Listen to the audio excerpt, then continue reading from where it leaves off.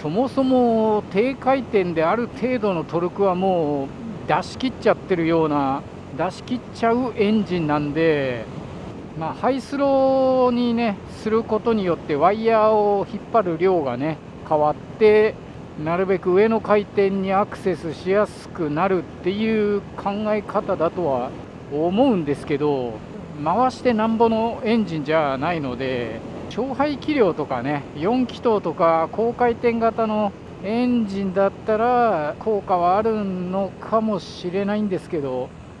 この W800 でいうとですね、全然ノーマルのスロットルでトルクピークまでアクセスしやすいんじゃないかなと。本当タイム的には誤差も誤差みたいなもんなんで、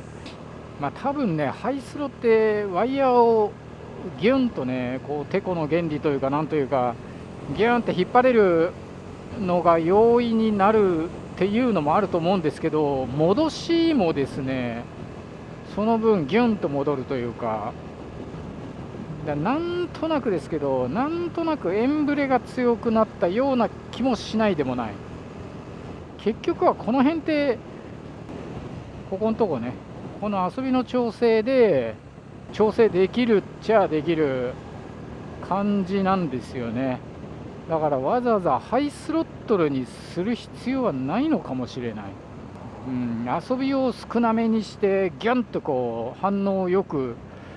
する方がむしろ効果を感じるというか、違いを感じる。ちょっとね、ダンロップの練習会はリザルトみたいなのは特に出ないので、自分でねタイムをパッと見て、さっきよりいいとか、ちょっと悪いとか、ちょっともうそう感覚的にしかちょっと判断できないんですけど、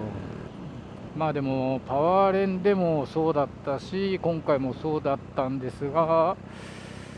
ノーマルの方が若干タイムがいい。やっぱアクセルギュンって開けた時に加速しすぎちゃうかななんて心配はしたんですけど、そんなことはなくて、結局リアブレーキでその辺りの細かい調整はしてるんで、しながらアクセル開けてるんで、でもメンテナンスはねこっちの方がしやすいですね。なんかノーマルのフォルダって分解するのがちょっとめんどくさいっていうか、多分ワイヤー交換とか、ワイヤーにオイルを流し込むとか、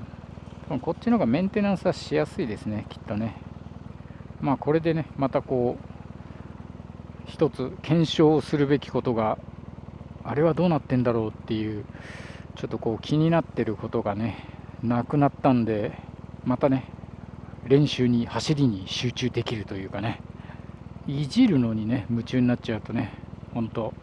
もうぐちゃぐちゃになってね、走るのに集中できなくなっちゃうんでね。